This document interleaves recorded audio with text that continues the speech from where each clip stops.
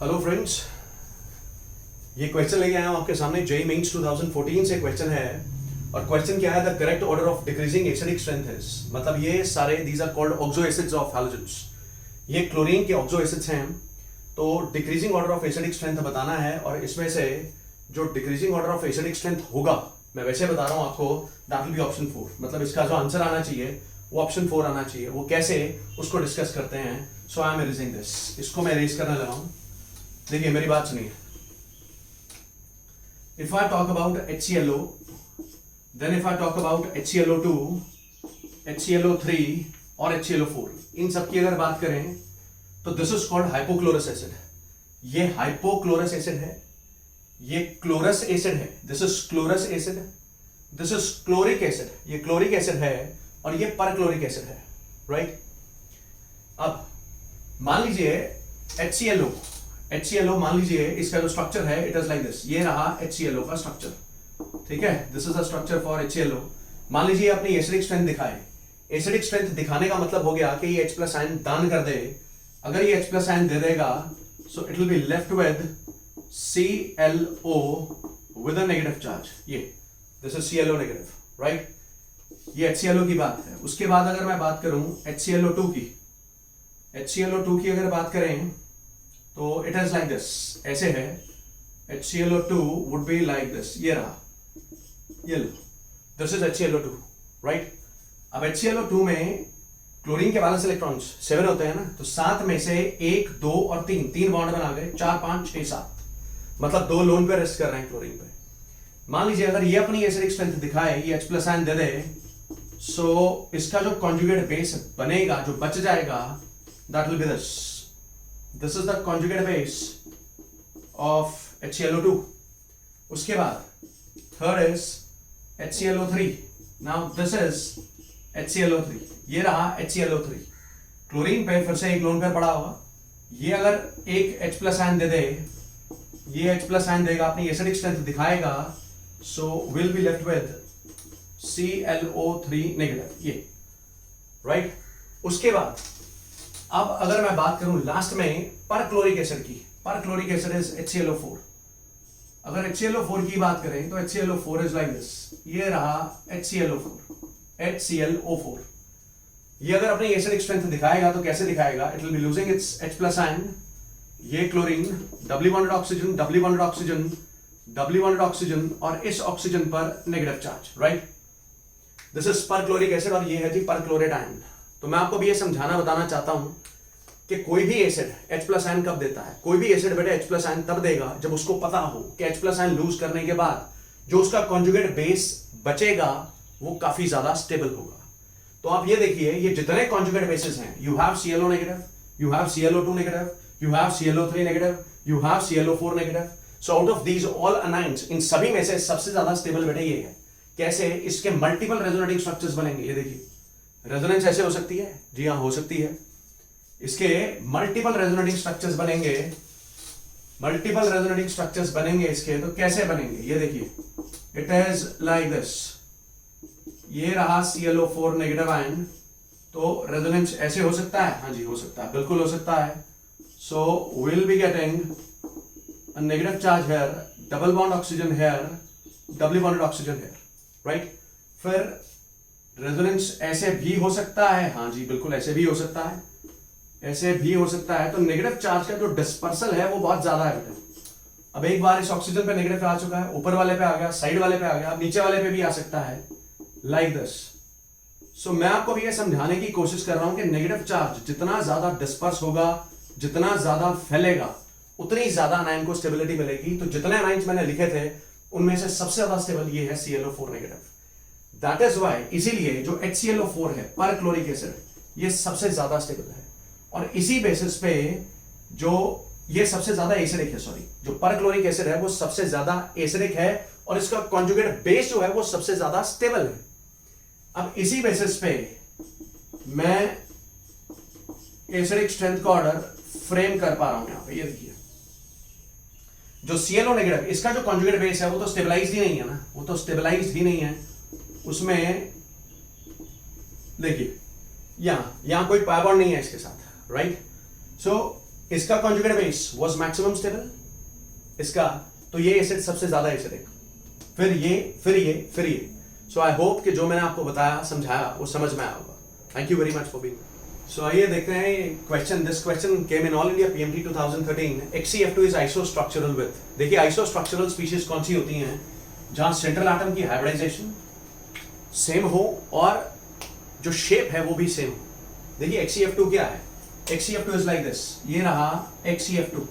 HCF2 का shape बेटे ये है, इसका शेप लीनियर है, और ज़ीनॉन का यहाँ जो हाइब्रिडाइजेशन है that is sp3d, 2 sigma bonds और 3 लोन पेयर, 1 2 and 3।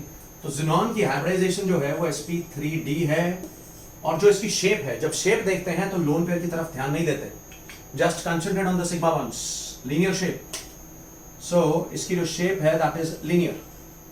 अब मान लीजिए मेरे को इनमें से पिक करना है कि आइसोस्ट्रक्चरल इनमें से कौन सा है। वैसे तो शक्ल देखकर ही पता चल रहा है, मतलब मुझे आई कैन रियली जज कि वो ICl2 नेगेटिव है। देखिए कैसे, पहले मैं इसका रफ स्ट्रक्चर ड्रॉ कर रहा हूं, ICl2 नेगेटिव का रफ स्ट्रक्चर। ये आयोडीन, राइट, 2 क्लोरीन लगेंगे, मैंने 2 क्लोरीन लगा दिए। आयोडीन के वैलेंस इलेक्ट्रॉन्स 7 होते हैं ना, तो 1 2 3 4 5 6 7 and 8। ये देखिए जो एक्स्ट्रा नेगेटिव चार्ज था वो मैंने आयोडीन पे रख दिया है। सो अब देखिए कि आयोडीन की हाइब्रिडाइजेशन क्या है। इसकी हाइब्रिडाइजेशन भी sp3d है, 2 sigma bonds and 3 lone pairs. This is sp3d hybridized, right? Besides that, इसके अलावा आयोडीन पे 3 लोन पेयर हैं, 2 सिग्मा बॉन्ड्स हैं। यहाँ भी ज़ीनॉन के पास 3 लोन पेयर थे और 2 सिग्मा बॉन्ड्स थे। ये अगर लीनियर आई है शेप, तो बेटा इसकी शेप भी तो लीनियर आएगी ना। इसकी शेप लीनियर आएगी तो it will be like this, ये ऐसे आएगा। Let me erase it for you. ये मैं इरेज करके ICl2 नेगेटिव यहां ड्रॉ कर रहा हूं। ICl2 नेगेटिव का structure I am drawing it here, देखना ध्यान से। ये आयोडीन, ये क्लोरीन, ये क्लोरीन, एक लोन पेयर ये, दूसरा लोन पेयर ये, तीसरा लोन पेयर ये। This is ICl2 negative. तो इसकी शेप क्या आएगी बेटे? इसकी शेप भी लीनियर आएगी। और HCF2 की शेप क्या है? वो भी लीनियर है। सेंट्रल एटम की हाइब्रिडाइजेशन यहाँ sp3d है, सेंट्रल एटम की हाइब्रिडाइजेशन यहाँ पर भी sp3d है। सो इसका isostructural species would be ICl2 negative, right? Thank you. Hello students, now this question came in IIT 2010।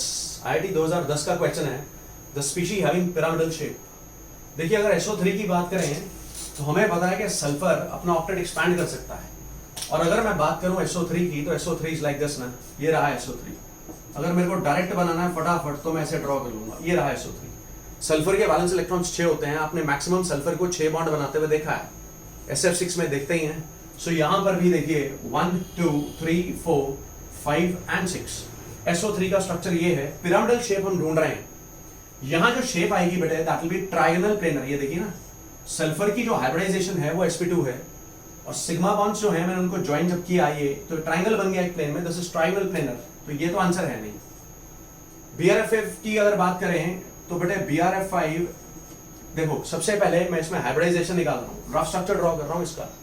Bromine के साथ एक फ्लोरीन, दूसरा, तीसरा, चौथा, पांचवा और एक लोन पेयर। देखिए ब्रोमीन के वैलेंस इलेक्ट्रॉन्स 7 होते हैं, तो 7 में से एक इलेक्ट्रॉन ये रहा जो बॉन्डिंग में पार्टिसिपेट कर गया, दूसरा ये, तीसरा, चौथा, पांचवा, 6 7। ब्रोमीन की यहाँ हाइब्रिडाइजेशन देखिए जरा, 1 2 3 4 5 and 6। 6 means sp3d2। sp3d2 में जो ढांचा आता है वो ऑक्टाहेड्रल आता है बेटे, SF6 के जैसा, अगर आपको याद हो। सो BRF5 का अगर मैं स्ट्रक्चर ड्रॉ करूंगा तो BRF5 का structure would be something like this. Octahedral touch देना है तो एक ये स्क्वायर सा बनाना पड़ेगा हमें, ये स्क्वायर सा बनाना पड़ेगा, और ये रहा लोन पेयर, ये रहा fluorine, right? This is BRF5। इसकी अगर शेप कोई मेरे से पूछे कि शेप क्या आएगी, तो इसकी शेप आ जाएगी बेटा square pyramidal. Its shape will be square pyramidal, जबकि सवाल पूछा गया था सिर्फ पिरामिडल शेप पे। इसकी शेप तो स्क्वायर पिरामिडल आएगी, स्क्वायर बना हुआ है, और इसको अगर सबसे कनेक्ट करूं तो ये पिरामिड बन रहा है, this is square pyramidal. And यहां एक और चीज बता देनी चाहता हूं, ये IIT में क्वेश्चन आया था कि यहां पर बताइए 90 डिग्री एंगल कितने हैं BRF5 में? एक भी नहीं होगा। आप ये देखिए कि जो लोन पेयर है ना, ये lone pair actually in bond pairs को ज्यादा रिपेल करेगा। मैं आपको समझाने की कोशिश करता हूं। ये जो लोन पेयर है BRF5 में, ये जो लोन पेयर पड़ा है, ये इन सिग्मा बॉन्ड्स को ज्यादा रिपेल करेगा इनको। इनको ज्यादा रिपेल करेगा, इतना ये वाला बॉन्ड पेयर इनको रिपेल नहीं कर पाएगा, right? Lone pair bond pair repulsion ज्यादा स्ट्रांग होती है, तो रिजल्ट क्या होगा कि जितने बॉन्ड्स हैं, ये वाला ये वाला ये वाला ये वाला जो प्लेन में पड़े हैं, ये अभी तो ऐसे लग रहे हैं कि ऐसे पड़े हैं, लेकिन ये ऐसे नहीं पड़े रहेंगे, ये बेंड हो जाएंगे नीचे को, they will be bending downwards, bend हो जाएंगे लाइक दिस, कुछ इस तरीके से ये बेंड हो जाएंगे ऐसे, देखिए। सो प्लेन में कोई भी 90 डिग्री एंगल नहीं रहेगा, ना ही ये एंगल 90 डिग्री है, no this is also not 90 degree, it will be less than 90 degrees, because ये वाला जो बॉन्ड है ये प्लेन से ऐसे नीचे को बेंड कर गया है, राइट? सो इसकी शेप जो आएगी वो तो स्क्वायर पिरामिडल आएगी। उसके बाद बात करी हुई थी SiO3 2 नेगेटिव, ये भी एक ऑप्शन में था। देखिए सिलिकॉन जो है ये कार्बन फैमिली को बिलोंग करता है, इसके वैलेंस इलेक्ट्रॉन्स 4 हैं, सो SiO3 2 नेगेटिव ये रहा, ये लीजिए, this is SiO3 2 negative, right? Valence electrons 4, तो 1 2 3 4, 1 sigma 2 sigma 3 sigma, this is sp2 hybridized. अब ये sp2 हाइब्रिडाइज्ड है तो ट्रायगोनल प्लेनर ज्योमेट्री आएगी, trigonal planar geometry would be something like this, ये देखो ये। अब इसकी शेप जो आएगी that will also be trigonal planar, this is SiO3 2 negative. OSF2 ये रहा सल्फर, सल्फर के साथ ये रहा ऑक्सीजन, ये फ्लोरीन, ये फ्लोरीन। सल्फर के वैलेंस इलेक्ट्रॉन्स 6 होते हैं, 6 में से 2 यहां बॉन्ड बना गए, तीसरा ये, चौथा ये लोन पेयर। बताइए मेरे को सल्फर की जो यहां हाइब्रिडाइजेशन है दैट इज sp3, और इसकी जो शेप है that is pyramidal. Pyramidal shape ही ढूंढ रहे थे हम। देखिए जब शेप देखनी है तो हमारा कंसेंट्रेशन सिर्फ और सिर्फ सिग्मा बॉन्ड्स पे होना चाहिए, शेप सिग्मा बॉन्ड्स डिटरमिन करते हैं, and it is in fact like this. ये असल में ऐसे है, ऐसे। अमोनिया का structure is also like this, यहां सेंटर में nitrogen, then you have 1 hydrogen here, second here, third here, ऊपर बड़ा होता है lone pair. Now this is ammonia, right? This is ammonia and same stands valid for SOF2। तो मैं hope करता हूं कि जो मैंने आपको समझाया बताया वो समझ में आया होगा। This OSF2 this has pyramidal shape, right? Thank you students. This question came in DCE 2009, Delhi college of engineering का एग्जाम जो होता था उसमें एक क्वेश्चन आया था। तो in pyrophosphoric acid H4P2O7 number of sigma and D-pi bonds respectively are. देखिए जितने ऑक्सो एसिड्स हैं फास्फोरस के, जितने उनके कॉमन नेम्स, उनके ये names, phosphonic acid, phosphinic acid, ठीक है जी, hypophosphorous acid, peroxo monophosphoric acid, उस जितने ऑक्सो एसिड्स हैं they are very very important. So उन सब की लिस्ट, उनके स्ट्रक्चर्स, वो सब आपके टिप्स पे होने चाहिए ना। The question is in pyrophosphoric acid H4P2O7 the number of sigma and D-pi bonds respectively are. देखिए अगर पायरोफॉस्फोरिक एसिड की बात करें, पायरोफॉस्फोरिक एसिड की बात करें तो सबसे पहले तो बच्चों को सबसे ज्यादा दिक्कत होती है स्ट्रक्चर को रिटेन करने में। पायरोफॉस्फोरिक एसिड स्ट्रक्चर को रिटेन करने में सबसे ज्यादा दिक्कत होती है। देखिए जो फॉस्फोरिक एसिड है, पहले तो आप ये देखो इसको, इसका जो फॉर्मूला है, बेसिक फॉर्मूला, वो याद रखने का तरीका क्या है। जो फॉस्फोरिक एसिड है वो है H3PO4, this is phosphoric acid, right? ये फॉस्फोरिक एसिड है, और इसको याद रखने का तरीका ये है कि आप 2 फॉस्फोरिक एसिड उठा लीजिए पीछे, इसका फॉर्मूला ये होता है ना। और पायरो का मतलब होता है हीट, पायरो शब्द आता है हीट से, हीट करके वाटर एलिमिनेट कर दो, हीट करके वाटर एलिमिनेट कर दो। ये हाइड्रोजन 6 है बेटे, 6 में से 2 चले गए तो H4P2O7 रह जाएगा। So H4P2O7, this H4P2O7 is the formula for this pyrophosphoric acid. इसका फॉर्मूला H4P2O7 है, राइट? एक चीज और ध्यान में रखनी है, जितने पायरो वाले एसिड्स हैं, जितने भी फास्फोरस के पायरो वाले एसिड्स हैं, सभी में POP बॉन्ड जरूर होगा बेटे। जैसे ये H4P2O7 है, इनमें POP बॉन्ड जरूर है, दिस इज POP बॉन्ड। लो ये POP बॉन्ड ड्रॉ कर दिया मैंने, this is H4 1 2 3 4 P2O7 1 2 3 4 5 6 and 7। सो इसमें पूछा गया था पहले तो सिग्मा बॉन्ड्स कितने हैं और D-pi बॉन्ड कितने हैं। सिग्मा बॉन्ड गिन लेते हैं यार। सिग्मा बॉन्ड एक ये, दूसरा ये, तीसरा ये, चौथा ये, पांचवा ये, छठवां ये, 7th ये, 8th ये, 9 10 11 and 12। देखिए 12 सिग्मा बॉन्ड्स आ गए। और P-pi बॉन्ड पूछे हैं, P-pi बॉन्ड्स जो पूछे हैं वो बेटे 2 आ जाएंगे, ये रहे P-pi बॉन्ड्स। अब P-pi बॉन्ड कैसे निकालने हैं उसका तरीका क्या है। देखिए फास्फोरस की यहां अगर हाइब्रिडाइजेशन देखूं मैं तो 1 2 3 4 phosphorus is sp3 hybridized here.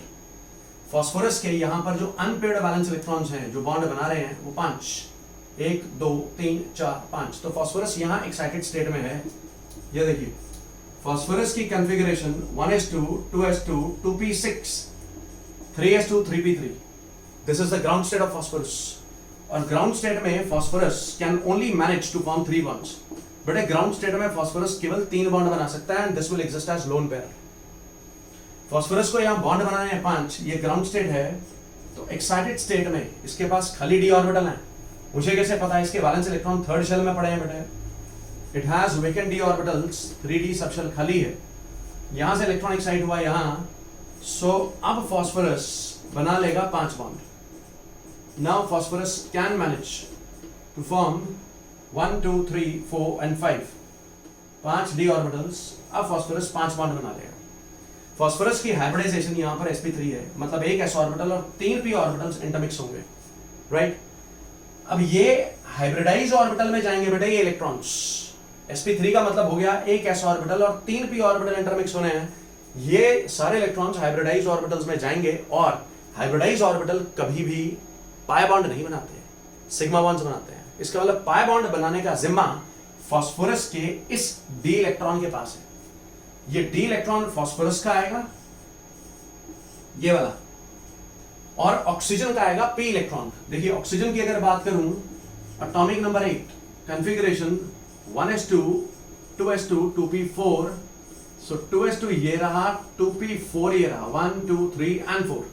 So oxygen का ये p orbital, 2p orbital, and phosphorus का 3d orbital, they'll be forming the bond. So this bond will be p pi d pi bond, right? So एक p pi d pi यहाँ बनेगा, एक p pi d pi यहाँ बनेगा. तो इस question का आंसर आ जाएगा 12 and 2. सिग्मा बॉन्ड्स इसमें टोटल 12 हैं और p pi d pi bond बेटे 2 हैं. तो स्टूडेंट्स ये क्वेश्चन आया है जेईई मेंस 2014 से. क्वेश्चन ये पूछा गया था, the correct statement for caesium triiodide is. अब यार कोवलेंट तो ये हो नहीं सकता, कैसे होगा? सीजियम फॉर्म्स आयनिक कंपाउंड्स, उधर से आयोडाइड है. सीजियम की तो आयनाइजेशन एनर्जी इतनी कम है, फटाफट इलेक्ट्रॉन देने को राजी है सीजियम, तो ये कोवलेंट कैसे हो सकता है? इट इज डेफिनेटली आयनिक. तो ये ऑप्शन तो बिल्कुल ही गलत है. अब ये और ये 3 ऑप्शंस को हम एक्सप्लोर कर सकते हैं. मेरी बात सुनिएगा ध्यान से. देखो सीजियम जो आयोडाइड है, ये सीजियम ट्रायोडाइड CSI3. तो CSI3 को अगर मैं ऐसे तोड़ू तो ये गलत हो जाएगा. इसमें आयोडाइड आयन नहीं है. No, this is wrong. Caesium पे +1 चार्ज है, एक आयोडाइड पे -1 है, 3 पे -3 है. तो ये -3 + 1, this is -2. Right hand side पे -2 ओवरऑल चार्ज है और ये ओवरऑल न्यूट्रल है. तो बेटे चार्ज तो बैलेंस ही नहीं है, मतलब मैंने गलत तोड़ा है. तो इसको तोड़ने का सही तरीका क्या है? यहां पर ट्राई आयोडाइड आयन है, पॉलीहैलाइड आयन है ये. It is like this, caesium ion plus I3 negative. अब आप देखिए यहाँ एक सीजियम, आयोडीन 3, ये पूरा न्यूट्रल. सीजियम पे चार्ज +1, I3 टोटल पे चार्ज -1. सो +1 -1 न्यूट्रल, बिल्कुल ठीक तोड़ा मैंने. और ये जो I3 नेगेटिव है ये बन भी सकता है, this is polyhalide ion. I3 negative बन सकता है, ये ध्यान रखिएगा कि F3 नेगेटिव ये नहीं बन सकता. सो आंसर इसका जो आना चाहिए वो ये आना चाहिए. It contains caesium ions and try iodide ions. अब ये कैसे बन सकता है? I3 नेगेटिव कैसे बन सकता है? देखिए पॉलीहैलाइड आयन है यार, यहाँ पर जो सेंट्रल एटम है उसका ऑक्टेट वुड बी एक्सपैंडेड. जो सेंट्रल एटम है उसका ऑक्टेट वुड बी एक्सपैंडेड. ये this is the shape of I3 negative. ये इसकी शेप है. 2 इलेक्ट्रॉन, ये 2 2 4 2 6, एक 7 और एक ये extra 8, right. So this is linear in shape. So इसका आंसर आ जाएगा caesium ion and I3 negative ion. Thank you. Hello friends, this question comes from JEE advance 2015. बच्चों की जनरल मेंटालिटी होती है भाई, जेईई एडवांस देखकर डर जाते हैं कि यार ये तो पता नहीं एडवांस का क्वेश्चन है, वो भी जेईई का, तो कैसे होगा. लेकिन बिलीव मी, ट्रस्ट मी, कुछ भी मुश्किल नहीं है. So question says under hydrolytic conditions the compound used for the preparation of linear polymer and for chain termination respectively are. ये क्वेश्चन एक्चुअली सिलिकॉन से आया हुआ है.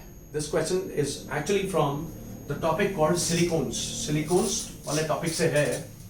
और आप ये देखिए जो आंसर आएगा इसका वो आएगा ऑप्शन बी. मतलब क्वेश्चन ये था कि हमें लीनियर पॉलीमर बनाना है हाइड्रोलिटिक कंडीशंस में, लीनियर पॉलीमर बनाना और फिर चेन को टर्मिनेट करना है, राइट. अगर मैं ये मॉलिक्यूल उठा लूं CH3 होल्ट वाइज सिलिकॉन के साथ 2 मिथाइल ग्रुप्स, राइट, और 2 क्लोरीन अटैच्ड हैं, यहां पर अगर मैं पानी का अटैक करवाऊं, पानी water will attack into this vacant orbital of silicon, यहां अटैक करेगा तो सिलिकॉन के साथ ये CH3, यहां भी CH3, उसके बाद ये क्लोरीन, ये ऑक्सीजन, ये H lone pair positive charge, silicon पर नेगेटिव चार्ज, राइट। यहां से Cl negative will leave as a good leaving group, ये अच्छा लिविंग ग्रुप है, यहां से डिपार्ट करेगा, यहां से प्रोटॉन जाएगा, सो दिस HCl गोज, मेरी बात सुनना, यहां से HCl चला गया और उसके बाद सिलिकॉन के साथ एक मिथाइल ग्रुप ये अटैच्ड है, दूसरा ये अटैच्ड है, तीसरा ये क्लोरीन अटैच्ड है और चौथा ये OH ग्रुप अटैच्ड है, ये राइट। सो मैं आपको ये समझाना चाहता हूं कि जब पानी के साथ इसका हाइड्रोलिसिस किया है हमने, तो यहां हाइड्रोक्सिल ग्रुप इंट्रोड्यूस हो गया है। सेम वेज अगर मैं एक और वाटर मॉलिक्यूल लेकर यहां दोबारा अटैक कराऊंगा और इसको डिपार्ट करवाऊं, ये जाए तो यहां एक और हाइड्रोक्सिल ग्रुप अटैच हो जाएगा, so it will lead to the formation of hydroxyl groups on 2 ends, दोनों जगह हाइड्रोक्सिल ग्रुप अटैच हो गए। अब इसका अगर मैं कंडेंसेशन करूं, ये देखिए, ये सिलिकॉन, यहां मिथाइल, ये OH प्लस, फिर से सिलिकॉन, ये मिथाइल, यहां OH, फिर से ये सिलिकॉन, यहां मिथाइल, यहां OH, यहां मिथाइल, यहां OH, like this, right. So यहां से वाटर गेट्स एलिमिनेटेड, यहां से again water gets eliminated and इधर से भी water again gets eliminated.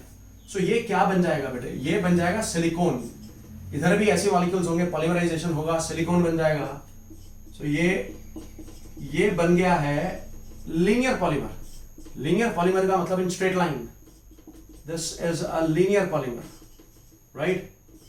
So ये लीनियर पॉलीमर बन चुका है। सिलिकॉन्स का जनरल फॉर्मूला होता है R2SiO, so this is R2SiO, R मतलब alkyl groups, R2SiO।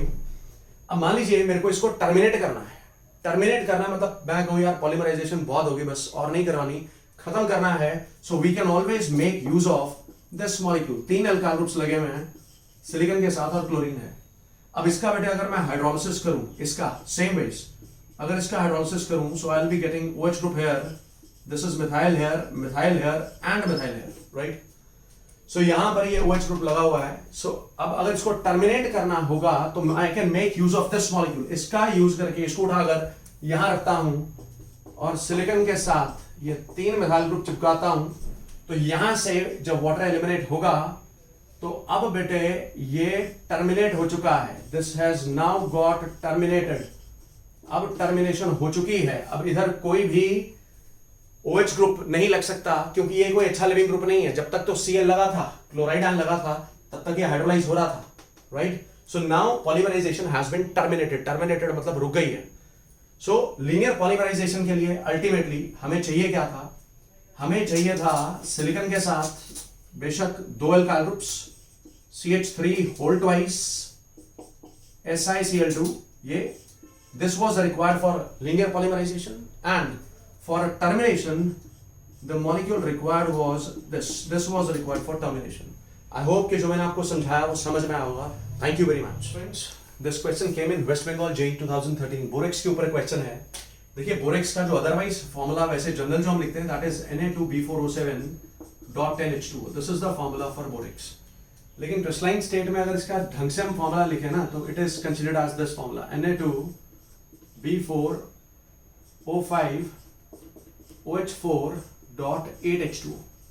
This is actually the exact formula of borax. Sodium 2, boron 4, oxygen 10 ये 7 ये 17, ऑक्सीजन 4 ये 5 ये 9 और 8 17, हाइड्रोजन हो गए 20, हाइड्रोजन यहां पर 16 and 4 20, right? So in borax the number of BOB links and BOH bonds, देखिए बोरेक्स का स्ट्रक्चर जो बनाना है मैं इसको ऐसे बनाने लगा हूं, एक तो BOB लिंक बताने हैं, BOB लिंक कितने हैं और BOH बॉन्ड कितने हैं, okay. BOB links and BOH bonds, इन दोनों पे हमें कमेंट करना है, राइट। बोरेक्स का अगर मेरे को स्ट्रक्चर बनाना हो, अगर ये मॉलिक्यूल पहले आयनाइज होगा ये टूटेगा तो टूटेगा कैसे, 2Na positive plus B4O5 OH4 2 negative plus 8 water, ऐसे टूटेगा। अब इसका अगर मेरे को स्ट्रक्चर ड्रॉ करना है, सपोज इसका स्ट्रक्चर ड्रॉ करना है, तो I draw it like this, this is BOB, this is BOB, this is BOB, this is BOB, right? B4 1 2 3 4, B4 O5 1 2 3 4 and 5, ये लीजिए OH4, एक OH यहां, दूसरा OH यहां, तीसरा यहां, चौथा यहां, right? 2 negative, 2 negative charges, 2 extra electrons. देखिए बोरोन के पास जनरली वैलेंस इलेक्ट्रॉन्स 3 होते हैं, बोरोन का एटॉमिक नंबर 5 है, तो वैलेंस इलेक्ट्रॉन 3 होते हैं बोरोन के पास, 1 2 3। लेकिन यहां देखो 1 2 3 4, मतलब एक एक्स्ट्रा इलेक्ट्रॉन इस बोरोन पे रखा हुआ है, एक एक्स्ट्रा इलेक्ट्रॉन इस बोरोन पे रखा हुआ है। So this is the structure of this borax. अब यहां पर BOB लिंक्स कितने हैं, how many BOB links are there? देखिए एक BOB लिंक ये हो गया BOB, दूसरा BOB, तीसरा BOB, चौथा BOB, पांचवा BOB। So 5 BOB links are there, right? And BOH bond कितने हैं, 1 2 3 और 4, तो 5 हो गए BOB लिंक्स और 4 हैं BOH बॉन्ड्स। सो इसका आंसर आ जाएगा ऑप्शन ए। आई होप कि जो मैंने आपको बताया समझाया बेटे वो समझ